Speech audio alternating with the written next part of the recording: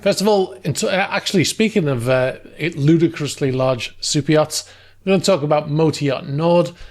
We saw a report from Moscow Times. It says that the Russian billionaire's super yacht receives clearance to cruise Arctic waters. Now, of course, we're talking about motor yacht Nord. Nord is a absolutely massive yacht, 142 meters.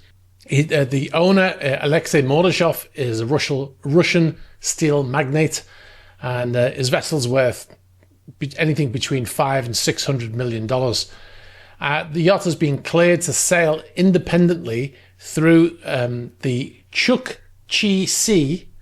I'm sure I've butchered that pronunciation, but there you go.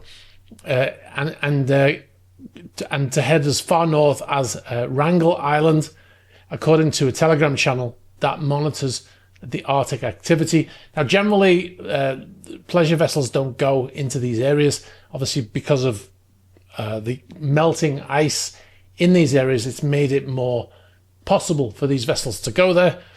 Well, of course, you have to have certain types of vessel to go into these areas. Now, the first thing that comes to mind when people talk about vessels going near ice is that the hull needs to be ice class. Nord has an ice class hull. We believe it's an A1 ice class hull, which certainly means that it can go into areas where there is loose ice. It does not mean it's an icebreaker. There's a very different thing there. It basically means it has a double walled hull to make it more safe for those areas, thicker steel as well. But that's not the only thing that you need to have before you go into these areas. First of all, you have to have a crew that's trained in operating in these areas. It's extremely cold, right? The crew needs special qualifications to go there. The ship also needs other things other than an ice class hull.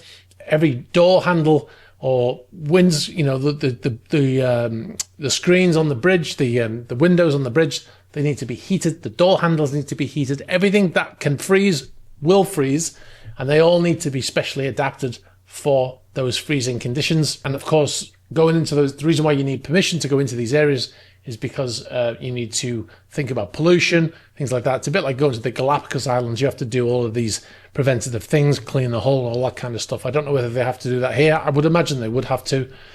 But they were granted this by the Russian federal agency, issued them the permit in July. So I'm not sure how much, they'll actually do in preparation. Hopefully they will have some standards there.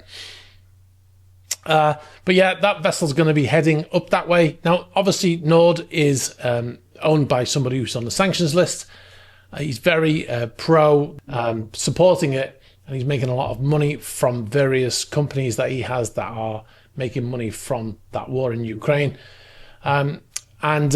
His vessel fled to Vladivostok in 2022 when all these vessels started to get seized. That's why the vessel's now Russian flagged, lost its flag state, went up to Vladivostok, stayed there for a while. It's actually in that area right now, and it's only gone into the Indian Ocean, and then it's kind of disappeared from there, turned off the AIS, and then gone to the Maldives instead of Seychelles.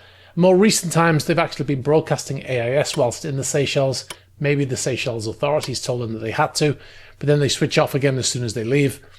But when they're on the other side of Singapore and the China Sea and around that area and up by Russia, then obviously they broadcast normally. Hi, thanks very much for watching this video. If you want to see the full news videos, click on the link over here. And if you'd like to find the channels, you can find the links below here. Thanks for watching. Don't forget to subscribe.